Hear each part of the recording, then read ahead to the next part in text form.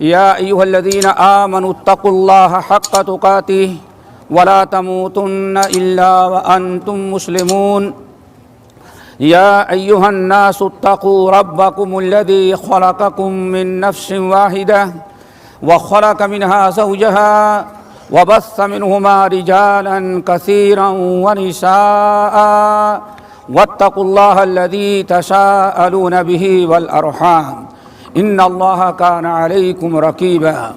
يا أيها الذين آمنوا اتقوا الله وقولوا قولا سديدا يصلح لكم أعمالكم ويغفر لكم ذنوبكم ومن يطع الله ورسوله فقد فاز فوزا عظيما. أما بعد فإن خير الحديث كتاب الله وخير الهدي هدي محمد صلى الله عليه وسلم وشر الأمور محدثاتها وكل محدثة بدعة وكل بدعة ضلالة وكل ضلالة في النار. فأعوذ بالله السميع العليم من الشيطان الرجيم. بسم الله الرحمن الرحيم. إن الذين قالوا ربنا الله ثم استقاموا فلا خوف عليهم ولا هم يحزنون أولئك أصحاب الجنة خالدين فيها جزاء بما كانوا يعملون. محترم سامعین، بزرگان دین، نوجوان ساتھیوں، دینی ماں اور بہنوں، آج یہ عید الفطر کا دن ہے۔ اللہ رب العالمین کے بڑے انعامات اور احسانات میں سے ایک بڑا احسان یہ ہے کہ اس نے ہمیں مسلمان بنایا، اور مسلمان بنانے کے بعد ہمارے لیے سال میں 2 دن خوشی کے مقرر کیے ہیں۔ ایک ہے عید الفطر اور ایک ہے عید الاضحیٰ۔ یہ ہم مسلمانوں کی عیدیں ہیں جو دنیا میں تمام قوموں کے عیدوں میں سے سب سے بہترین ہماری خیر و برکت کی عید ہے۔ اللہ رب العالمین نے یہ ہمیں خوشی کا جو موقع عطا کیا ہے، یہ 1 مہینے کی عبادت ماہ رمضان کا روزہ، دن کا روزہ اور رات کا قیام جو ہم تمام حضرات کرتے ہیں، اس کے مکمل ہونے کے بعد اللہ تعالیٰ نے ہمیں خوشی کا موقع عطا فرمایا، اور رب العالمین نے ہمیں حکم دیا ہے قُلْ بِفَضْلِ اللَّهِ وَبِرَحْمَتِهِ فَبِذَلِكَ فَلْيَفْرَحُوا هُوَ خَيْرٌ مِّمَّا يَجْمَعُونَ۔ اللہ تعالیٰ نے ہمیں اپنے انعامات اور اپنے فضل و کرم پر برابر ہمیں خوشی کا اظہار کرنے کا اور فرحت و مسرت کا اللہ تعالیٰ نے ہمیں حکم دیا ہے۔ الحمدللہ یہ ماہ رمضان کا روزہ مکمل ہوا۔ اللہ تعالیٰ سے دعا کرو کہ اللہ تعالیٰ ہم تمام بھائیوں اور بہنوں کو ان خوش نصیبوں میں شامل کرے جن کے گناہ ماہ رمضان کی برکت سے اللہ تعالیٰ نے معاف کیا ہے۔ الہ العالمین ہمیں ان خوش نصیب لوگوں میں شامل کرے اور ان اچھے لوگوں میں ہمیں داخل کر دے جن کو اللہ تعالیٰ نے اس ماہ رمضان کے اندر جہنم سے آزاد کیا ہے۔ یہ اللہ رب العالمین کا فضل و کرم ہے۔ محترم بھائی اور دوستو، آج ہمیں چند باتوں پر غور کرنا ہے۔ ہم تمام لوگوں کا اس بات پر ایمان ہے، ایمان کے 6 ارکان ہیں۔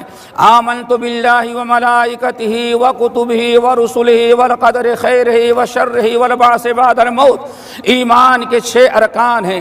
ان 6 ارکان میں سے ایک رکن ہے والیوم الآخر، قیامت کے دن پر ایمان رکھنا۔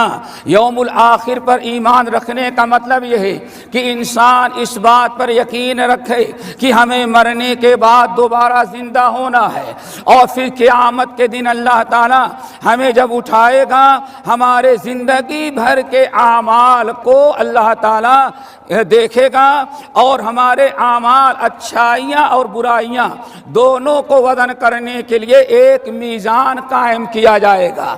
اس میزان میں نیکیاں بھی وزن کی جائیں گی اور برائیاں بھی، اور انسان کے لیے کامیابی اس وقت ہے جب کہ انسان کی نیکیوں کا پلڑا بھاری ہو جائے اور برائیوں کا پلڑا ہلکا ہو جائے۔ یہی نجات کا سب سے بڑا دوستو ذریعہ ہے۔ یاد رکھیے گا ایک اہم بات وہ یہ ہے کہ ہمیشہ انسان نیکیاں کرتا ہے، نیکیاں صرف نیکیاں کرنا آخرت کی کامیابی کے لیے کافی نہیں ہے۔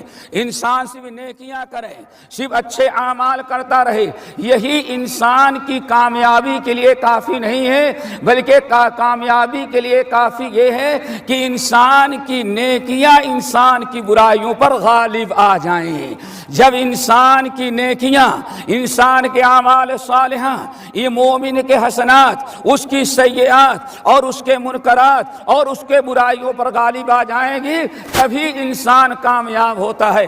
رب العالمین نے ارشاد فرمایا والوزن یومئذ الحق فمن ثقلت موازینہ فاولئک هم المفلحون ومن خفت موازینہ فاولئک الذین خسروا انفسهم بما كانوا بآیاتنا یظلمون۔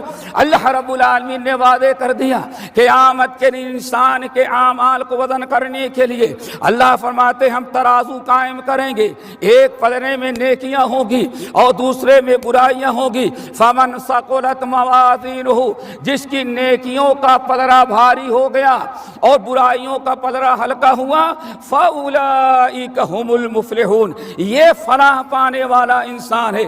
لیکن ومن خفت موازینہ فاولئک الذین خسروا انفسهم، جس کے پاس نیکیاں تو ہیں لیکن نیکیوں کے پلڑے پر، نیکیوں پر برائیاں غالب آ گئیں، رب العالمین نے فرمایا فاولئک الذین خسروا انفسهم، یہی وہ لوگ ہیں جنہوں نے اپنے آپ کو نقصان اور خسارے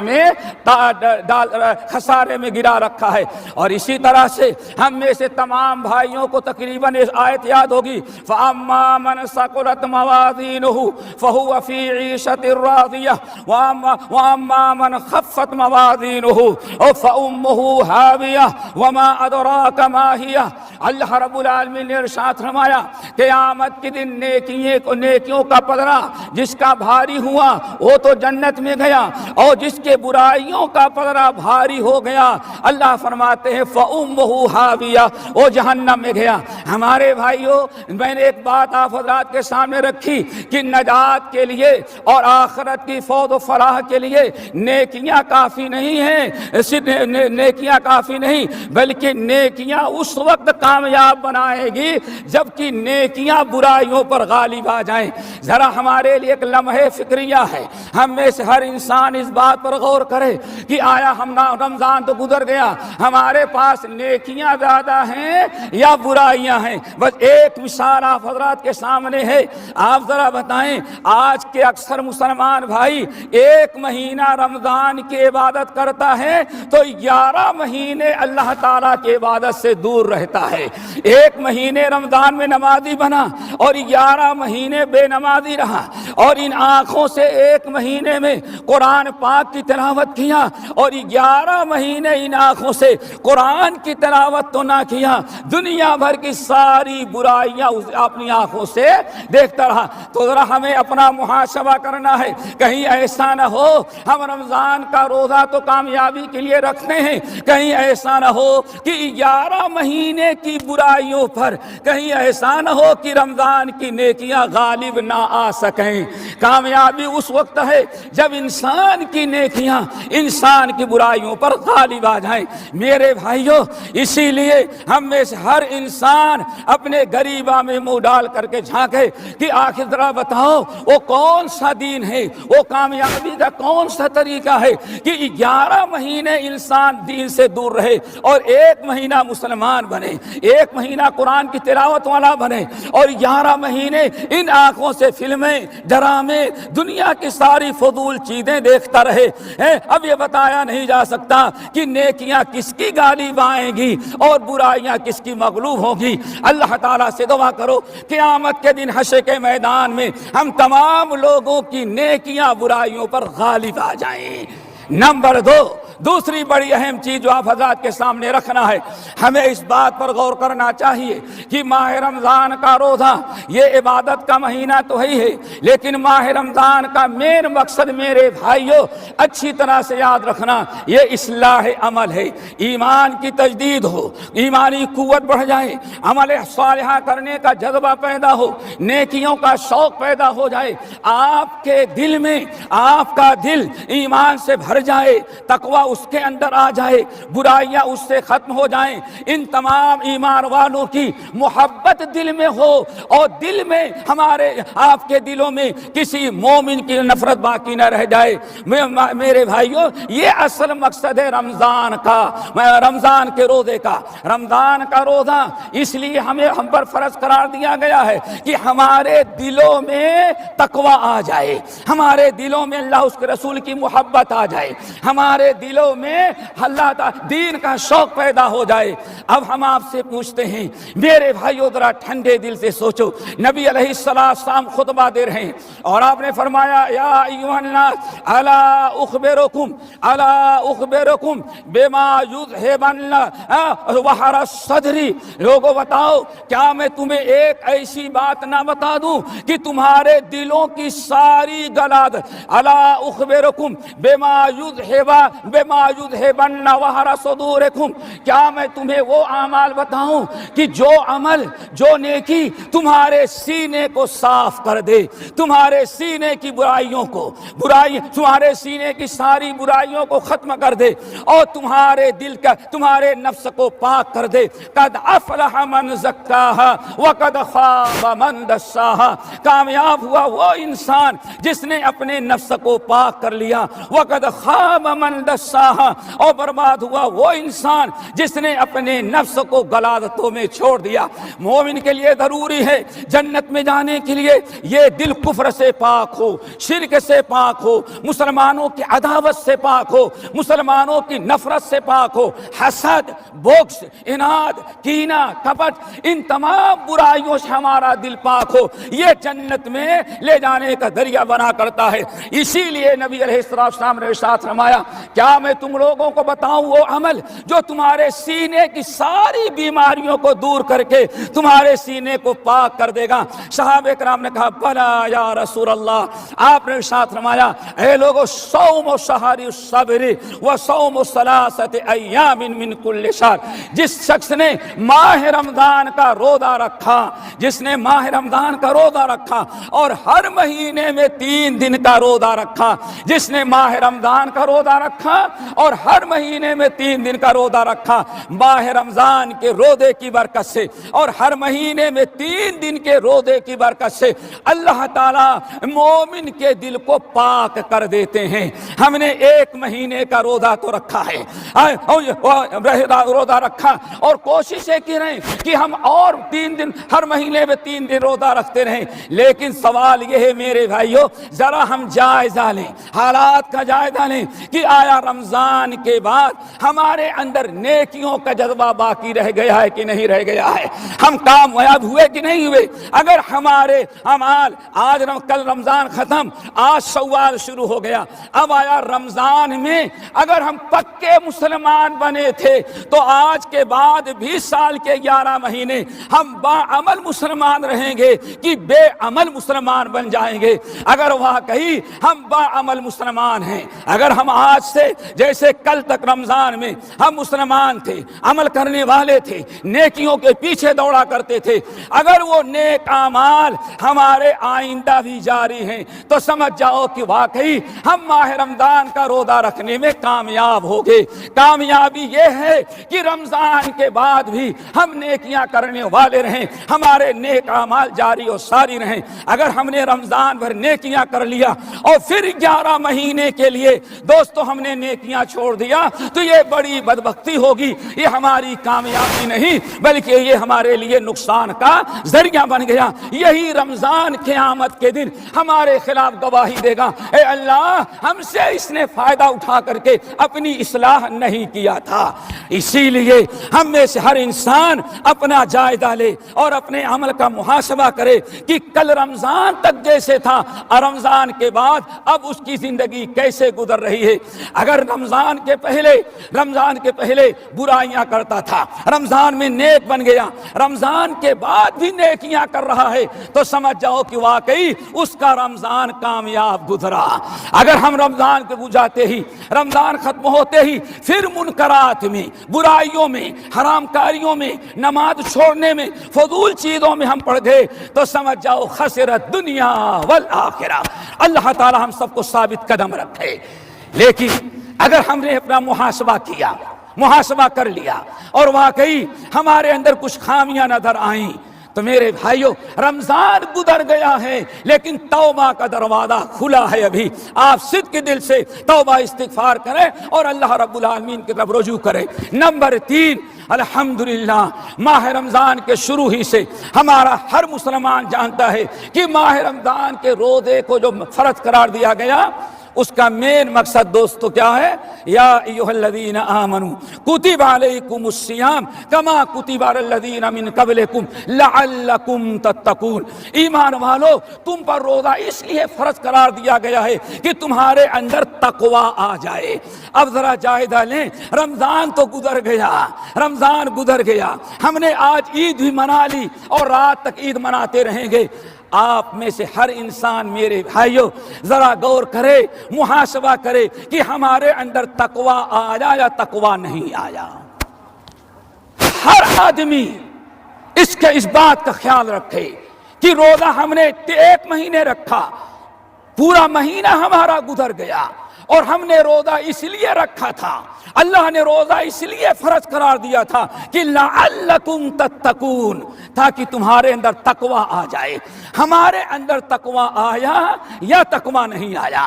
اگر تقوی آیا تو ہمارا رمضان کامیاب، ہم مقصد میں کامیاب ہو گئے، اور اگر تقوی نہ آیا تو بھوکے پیاسے تو مہینے بھر رہے لیکن مقصد میں کامیاب نہیں ہوئے۔ اب سوال یہ ہے ہمیں پتہ کیسے چلے کہ ہمارے اندر تقوی آ گیا ہے یا کہ نہیں آیا ہے؟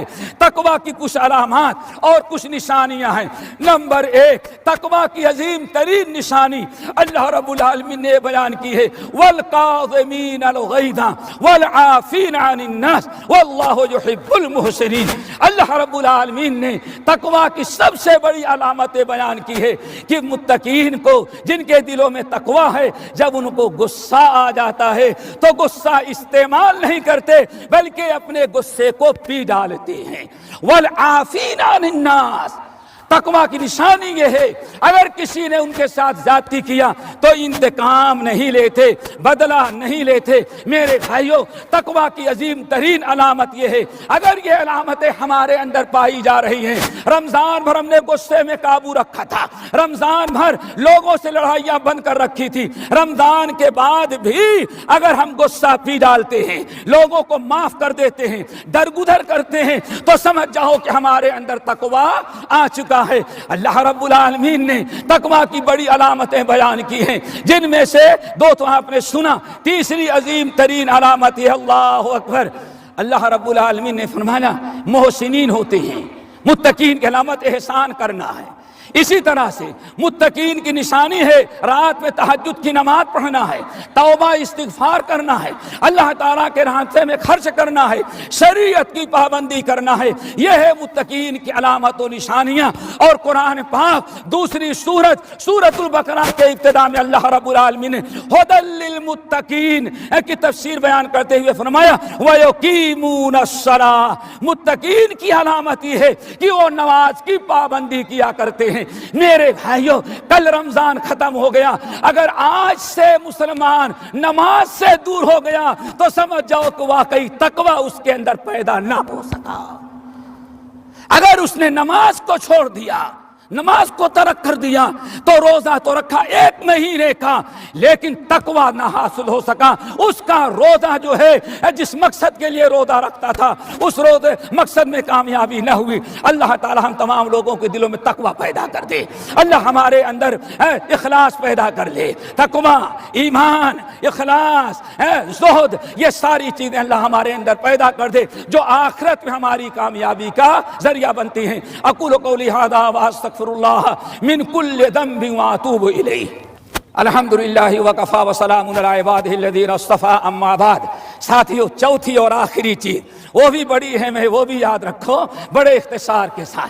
हमें सोचना है कि हमारी इबादत, हमारे रोज़े, हमारे नमाज कब कामयाब होगी। इन्नल्लज़ीना क़ालू रब्बुना अल्लाहु सुम्मा इस्तक़ामू, जिन लोगों ने कहा हमारा रब अल्लाह है, फिर उसी पर वो डटे रहे, तो अल्लाह ताला के यहाँ कामयाबी है। अल्लाह रब्बुल आलमीन के यहाँ उलाइका अस्हाबुल जन्नत, ये है जो जन्नत में जाने वाले लोग हैं। इस्तिकामत हमारे अंदर आनी चाहिए। इसी तरह से एक चौथी अहम चीज ये भी है कि आपने जो मेहनत करके महीने भर रोजा रखा है और आपने तरावी की नमाज पढ़ी है, क़याम किया है, बड़ी नेकियां की हैं, मेरे भाइयों जरूरत है इन आमाल को बचाएं, ये आमाल आपके बातिल ना हो जाएं। आमाल बातिल कैसे? आमाल दो तरह से बातिल होते हैं। नंबर एक तरीका तो ये है कि आपने गैरुल्लाह का हक ना, हुकूकुल इबाद ना अदा किया, आपने लोगों को गाली दिया, लोगों पर जुल्म किया, लोगों पर ज्यादती किया, लोगों का हक दबा लिया, तो आपकी इबादतें जो हैं क़यामत के दिन सब उनको उठा करके दे दी जाएं, और इबादत आप करें, नेकियां आपकी हों, लेकिन फायदा कोई दूसरा उठाए। नंबर दो, नेकियां कैसे बर्बाद होती हैं। रब्बुल आलमीन ने इरशाद फरमाया, या अय्युहल्लज़ीना आमनू अतीउल्लाह व अतीउर रसूल वला तुबतिलू आमालकुम, ईमान वालो तुम अल्लाह की इताअत करो, रसूल की इताअत करो, और खबरदार अपने आमाल की हिफाजत करो। वला तुबतिलू आमालकुम, अपने आमाल को बर्बाद ना करो। बर्बाद कैसे होते हैं, एक हदीस बता करके हम इस मसले को वादे कर देना चाहते हैं। हज्जतुल वेदा का मौका है, नबी अलैहिस्सलाम ऊँटनी पर सवार है। उमैर बिन कतादा रज़ियल्लाहु ताला अन्हु कहते हैं, नबी अलैहिस्सलाम ऊँटनी पर सवार, आपने इरशाद फरमाया, खिताब किया 1,40,000 हुज्जात को खिताब करते हुए फरमाया, अला ए मुसलमानों और ए हाजियों सुन लो, तुमने बहुत बड़ा अमल किया है, लेकिन सुन लेना अच्छी तरह से, अला इन्ना औलिया अल्लाह अल मुसल्लून, अल्लाह के औलिया जो हैं वो नमाजी हुआ करते हैं। अल्लाह के औलिया सिर्फ कौन होते हैं? अल्लाह ताला से दुआ करो रमजान पर नमाजी बनाया, रमजान के बाद बेनमाजी फिर न बना दे, जो सबसे बड़ी बुराई है। अला सुन लो, इन्ना औलिया अल्लाह अल मुसल्लून, अल्लाह के औलिया जो हैं वो नमाजी हुआ करते हैं।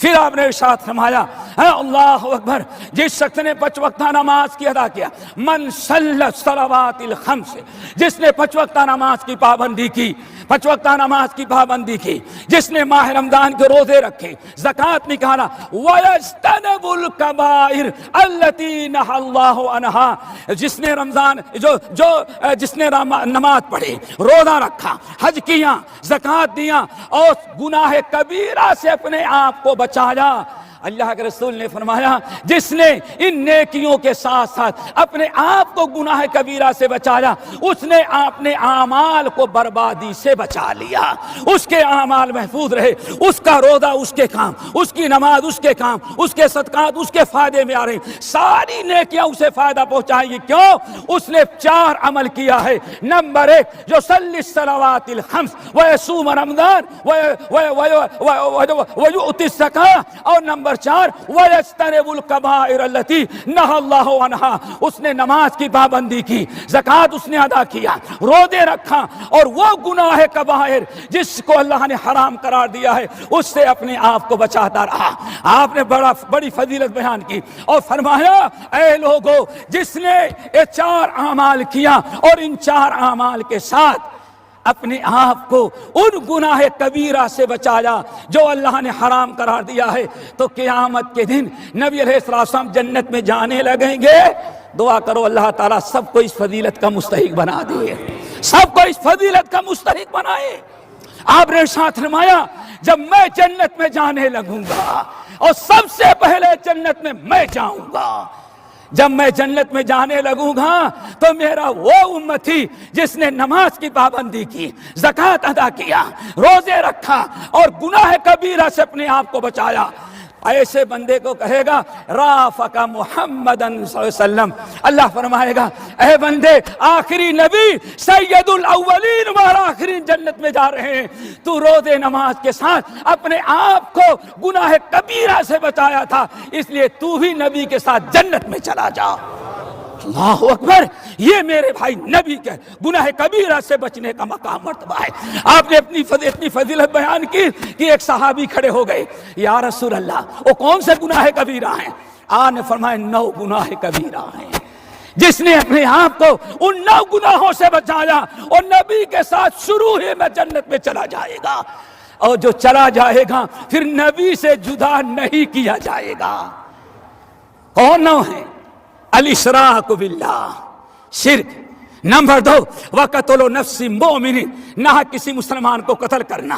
نمبر 3 وہ فرار من الضحف، میدان جنگ سے بزدلی دکھا کر کے بھاگنا۔ نمبر 4 اللہ اکبر وقذف المحصنۃ الغافلہ، پاک دامن عورت پر بہتان لگانا، پاک دامن مرد پر بہتان تراشی کرنا۔ نمبر 5 وہ عقوق الوالدین، کیا بھائی؟ وہ حقوق ماں باپ کی نافرمانی سے بچو، ماں باپ کا دل نہ دکھاؤ۔ ماں باپ کو جس نے دل دکھایا، ماں باپ کی جس نے نافرمانی کیا، آپ نے اعلان کیا ثلاثۃ لا ينفع معهن عمل، 3 گناہ ایسے ہیں جو امتی یہ 3 برائیاں کر کے آیا، قیامت کی دن اس کی کوئی نیکی اسے کام نہیں دے سکتی، کوئی نیکی اسے فائدہ نہیں پہنچا سکتی۔ نمبر 1 شرک، نمبر 2 ماں باپ کی نافرمانی کرنے والا۔ اللہ تعالیٰ سب کو ماں باپ کا فرما بردار بنائے۔ ماں باپ کی نافرمانی سے بچو، ماں باپ کا دل نہ دکھاؤ۔ آپ نے ارشاد فرمایا جو گناہ وہ حقوق الوالدین۔ اللہ اکبر، نبی علیہ السلام خطبہ دے رہے ہیں، صحیح مسلم کی حدیث، رگے ماں انفو،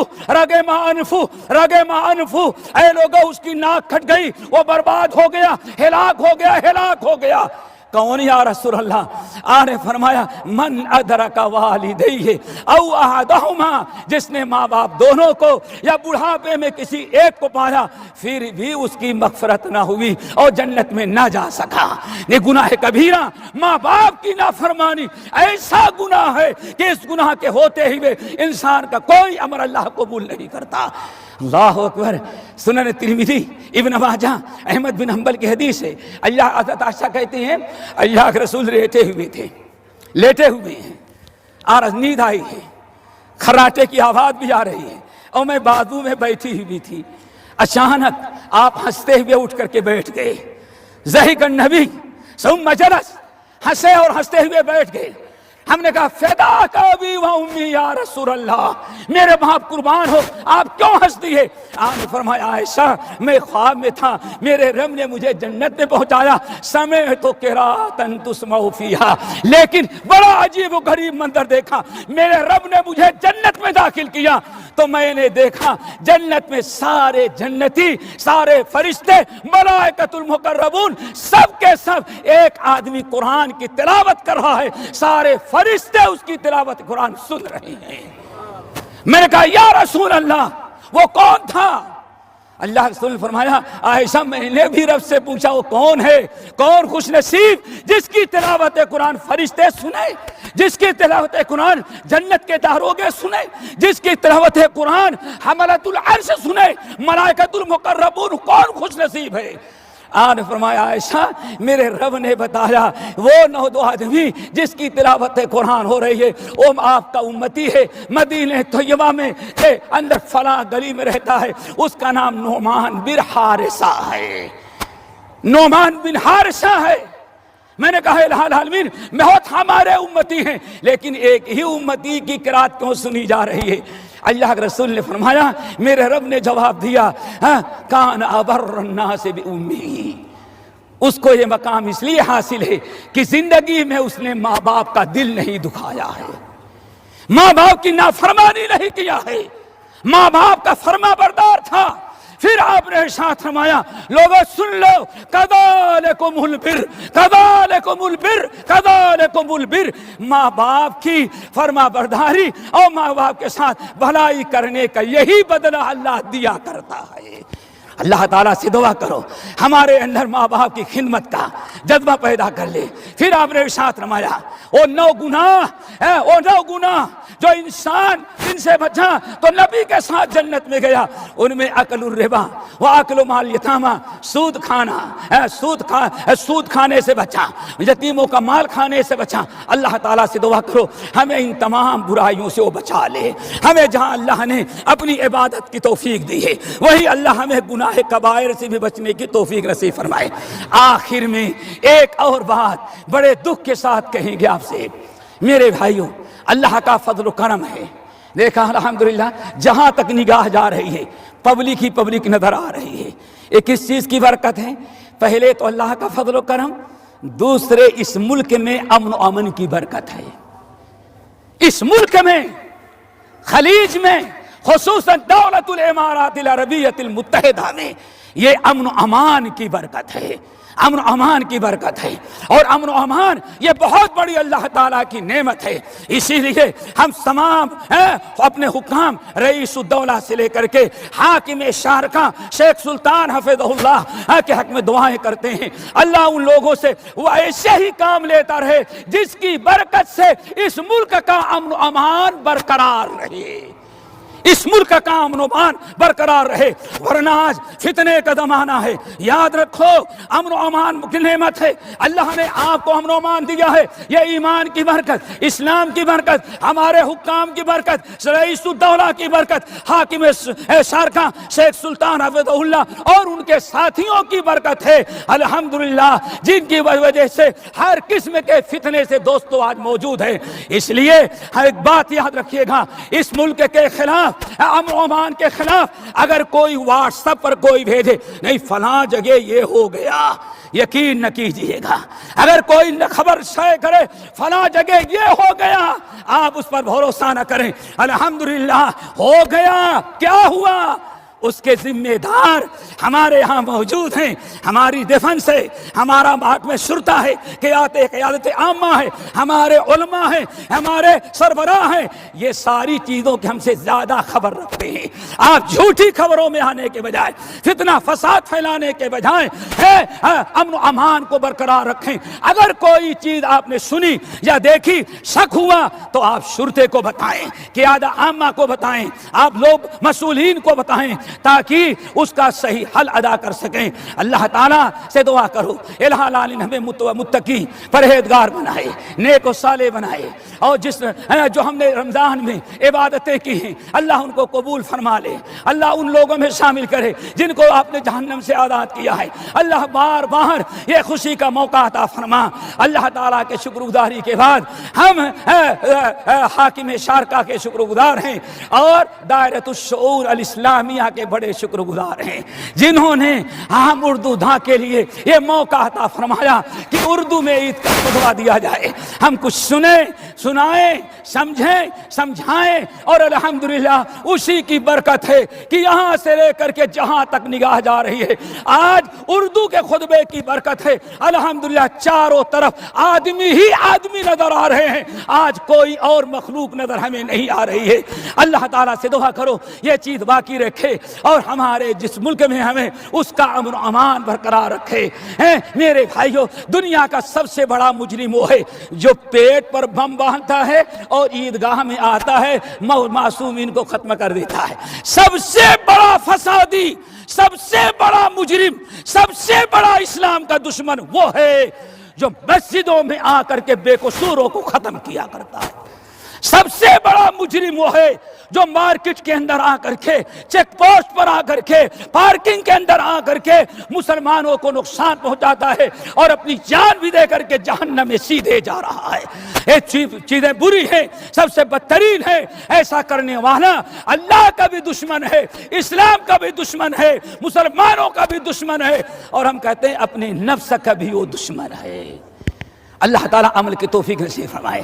اللہ ہم سب کو موحد بنا، متبع سنت بنا، نیک و صالح بنا، مریضوں کو شفائے کلی عطا فرما، کر مکروبین کے قرض کو ادا کرا دے۔ الہ العالمین جس ملک میں ہم ہیں امن و امان کا گہوارہ بنا دے، دنیا میں جہاں بھی مسلمان ہیں ان کو امن و امان کا ایریا بنا دے۔ ہر بھلا ہر آفت سے اللہ تعالیٰ ہمارے حکام کو محفوظ فرما، ہر بلا ہر آفت سے اللہ ان کو بچا لے، ہر فتنے سے اللہ تعالیٰ ان کی حفاظت فرما۔ الہ العالمین العالمین ان سے وہی کام لے جس میں آپ کی رضا ہو، آپ کی خوشنودی ہو اور امت اور ملت کی فلاح اور کامیابی ہو۔ اللہم اغفر للمؤمنین والمؤمنات والمسلمین والمسلمات وآخر دعوانا ان الحمد للہ رب العالمین۔